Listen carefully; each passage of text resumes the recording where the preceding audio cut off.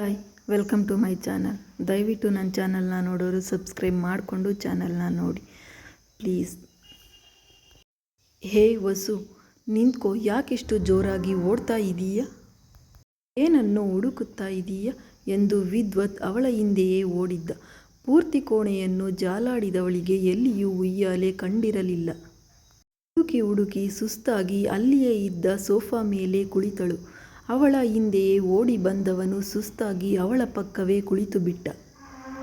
ಅಲ್ವೇ, ನಿನ್ನ ತಲೆ ಏನಾದರೂ ಕೆಟ್ಟಿದೆಯಾ? ಹೇಗೆ ನಿಂತ್ಕೋ ಅಂತ ಕೂಗ್ತಾನೇ ಇದ್ದೀನಿ, ಆದರೂ ಓಡ್ತಾನೇ ಇದೆಯಲ್ಲ. ಎಲ್ಲಾದರೂ ಕಾಲು ಜಾರಿ ಬಿದ್ದಿದ್ರೆ ಏನು ಮಾಡ್ತಾ ಇದ್ದೆ? ಅಲ್ಲ, ಅಷ್ಟಕ್ಕೂ ಏನು ಹುಡುಕ್ತಾ ಇದೀಯ ಎಂದಾಗಲೇ ಅವಳ ಹುಚ್ಚಾಟ ಅವಳಿಗೆ ನೆನಪಾಗಿದ್ದು. ಏನೋ ಮಾಡಿಬಿಟ್ಟೆ ನಾನು ಎಂದು ತಲೆಗೆ ಹೊಡೆದುಕೊಂಡು ನಾಲಿಗೆ ಕಚ್ಚಿಕೊಂಡು ಮೆಲ್ಲನೆ ಅವನ ಕಡೆಗೆ ನೋಡಿದಾಗ ಆ ನೋಟಕ್ಕೆ ಮತ್ತೊಮ್ಮೆ ಅವಳ ಮೇಲೆ ಪ್ರೀತಿಯಾಗಿತ್ತು. ವಿದ್ವತ್ತೆ, ನೀನು ಹೀಗೆಲ್ಲ ನೋಡಿದರೆ ನಿನ್ನನ್ನು ಎತ್ತಾಕೊಂಡು ಹೋಗಿ ನಾನು ಯಾರ ಒಪ್ಪಿಗೆಯೂ ಕೇಳದೆ ಮದುವೆ ಆಗಿಬಿಡ್ತೀನಿ ಅಷ್ಟೆ ಎಂದವನ ಮಾತಿಗೆ ಹುಡುಗಿಯ ಕಣ್ಣುಗಳು ಅರಳಿದ್ದವು. ಇನ್ನು ಸುಮ್ಮನೆ ಇರಲು ತನ್ನಿಂದ ಆಗದು ಎಂದು ಅರಿತ ವಿದ್ವತ್ ಅಲ್ಲಿಯೇ ಇದ್ದ ಗುಲಾಬಿ ಗಿಡದಿಂದ ಒಂದು ಕೆಂಪನೆಯ ಗುಲಾಬಿ ಹೂವನ್ನು ತೆಗೆದುಕೊಂಡು ಬಂದು ಅವಳ ಮುಂದೆ ಮಂಡಿಯೂರಿ ಕುಳಿತು ತನ್ನ ಪ್ರೇಮ ನಿವೇದನೆಯನ್ನು ಮಾಡಿಕೊಂಡಿದ್ದ. ನಿನ್ನನ್ನು ಮೊದಲ ಬಾರಿಗೆ ನೋಡಿದಾಗನಿಂದಲೂ ನನ್ನ ಹೃದಯ ನನ್ನನ್ನು ಕೇಳದೆ ನಿನಗಾಗಿಯೇ ಮಿಡಿಯುತ್ತಾ ಇದೆ. ಅದರಲ್ಲಿಯೂ ನೀನು ನಿನ್ನ ಜೀವನವನ್ನು ಲೆಕ್ಕಿಸದೆ ಅದನ್ನು ಪಣಕ್ಕಿಟ್ಟು ನನ್ನನ್ನು ಕಾಪಾಡಿದ ಆ ಕ್ಷಣ ನಾನು ನಿನ್ನಲ್ಲಿಯೇ ಬಂದಿಯಾಗಿಬಿಟ್ಟೆ. ನಿನಗಾಗಿ ಪ್ರತಿ ಕ್ಷಣವೂ ಬದುಕಬೇಕೆಂಬ ನನ್ನ ಆಸೆ ನಿನ್ನನ್ನು ನೋಡಿದಾಗೆಲ್ಲ ಜೀವ ತಳೆಯುತ್ತದೆ. ದಯಮಾಡಿ ನನ್ನ ಜೀವನದ ಕಡೆಯ ಕ್ಷಣದವರೆಗೂ ನಿನ್ನೊಂದಿಗೆ ಪ್ರತಿ ಕ್ಷಣವನ್ನು ಜೀವಿಸಲು ಅನುವು ಮಾಡಿಕೊಡು. ನಿನಗಾಗಿ ಹುಟ್ಟಿ ಬಂದ ಹೆಣ್ಣಾಗಿರುವೆ. ನಿನ್ನನ್ನು ಕಣ್ಣಲ್ಲಿ ಕಣ್ಣಿಟ್ಟು ಕಾಪಾಡಿಕೊಳ್ಳುವ ಜವಾಬ್ದಾರಿ ನನ್ನದು. ದಯವಿಟ್ಟು ನನ್ನ ಪ್ರೀತಿಯನ್ನು ಒಪ್ಪಿ ಒಂದು ಸಿಹಿಯಾದ ಒಪ್ಪುಗೆಯನ್ನು ಕೊಡುವೆಯಾ ಎಂದು ಕೇಳಿದಾಗ ಅವನ ಮಾತಿಗೆ ವಸುಂಧರ ಪೂರ್ತಿಯಾಗಿ ಕರಗಿಬಿಟ್ಟಿದ್ದಳು. ಅವನು ಮಂಡಿಯೂರಿ ಕುಳಿತು ಹಿಡಿದಿದ್ದ ಗುಲಾಬಿಯನ್ನು ಪಡೆದು ತನ್ನ ಮುಡಿಗೆ ಇರಿಸಿಕೊಂಡಿದ್ದಳು. ಅಲ್ಲಿಗೆ ಅವನ ಪ್ರೀತಿಯ ನಿವೇದನೆಯನ್ನು ಅವಳಿಂದ ಒಪ್ಪಿಗೆಯೂ ಸಿಕ್ಕಿತು. ಅಲ್ಲಿಂದ ಜೋಡಿ ಹಕ್ಕಿಗಳ ಹಾರಾಟ ಆರಂಭವಾಗಿತ್ತು. ಇಬ್ಬರ ಪ್ರೀತಿಯನ್ನು ಬಾಗಿಲ ಸಂದಿನಿಂದ ನೋಡುತ್ತಾ ಇದ್ದ ಕಣ್ಣುಗಳಲ್ಲಿ ಮಿಂಚು ಮೂಡಿತು. ಇನ್ನು ಆ ಆತ್ಮವು ಇದೇ ಖುಷಿಗೆ ಕುಣಿದು ಕುಪ್ಪಳಿಸಿಬಿಟ್ಟಿತು. ಅಷ್ಟರಲ್ಲಿ ಎಲ್ಲಿಂದಲೋ ಬಂದ ಒಂದು ಕಣ್ಣಪ್ಪಾಳೆಯೊಂದು ಜೋರಾಗಿ ವಸುವಿನ ಕಣ್ಣಿಗೆ ಹಾನಿ ಮಾಡಬೇಕು. ಅಷ್ಟರಲ್ಲಿ ಅವಳನ್ನು ತನ್ನ ಕಡೆಗೆ ಎಳೆದುಕೊಂಡು ಬಿಟ್ಟಿದ್ದ ವಿದ್ವತ್ ಜೋರಾಗಿ ಎಳೆದ ರಭಸಕ್ಕೆ ಇಬ್ಬರು ಆಯ ತಪ್ಪಿ ಅಲ್ಲಿಯೇ ಇದ್ದ ಮಂಚದ ಮೇಲೆ ಬಿದ್ದಿದ್ದರು. ಇಬ್ಬರ ಕಣ್ಣುಗಳು ಸೇರಿದ್ದವು. ತಮ್ಮನ್ನು ತಾವು ಮರೆತು ತಮ್ಮ ಕೆಲಸವನ್ನು ಅಲ್ಲಿಗೆ ಬಿಟ್ಟಿದ್ದರು.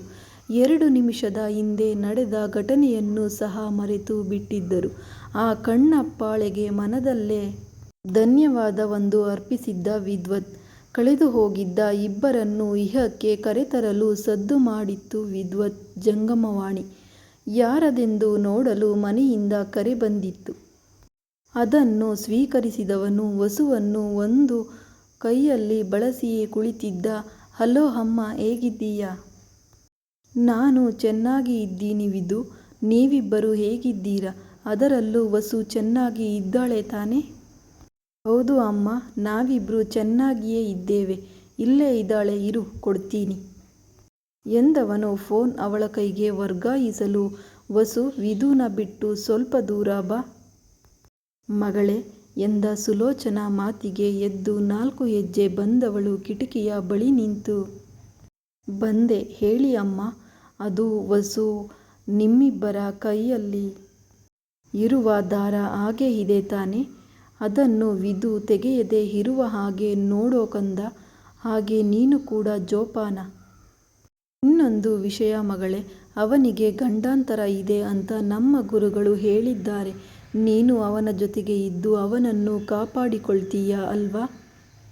ಅಮ್ಮ, ನೀವೇನು ಚಿಂತೆ ಮಾಡಬೇಡಿ, ನಾವಿಬ್ಬರು ನೀವು ಕಟ್ಟಿರೋ ದಾರ ತೆಗೆದಿಲ್ಲ, ಹಾಗೆ ಅವರಿಗೆ ಏನೂ ಆಗದ ಹಾಗೆ ನೋಡಿಕೊಳ್ಳುವ ಜವಾಬ್ದಾರಿ ನನ್ನದು.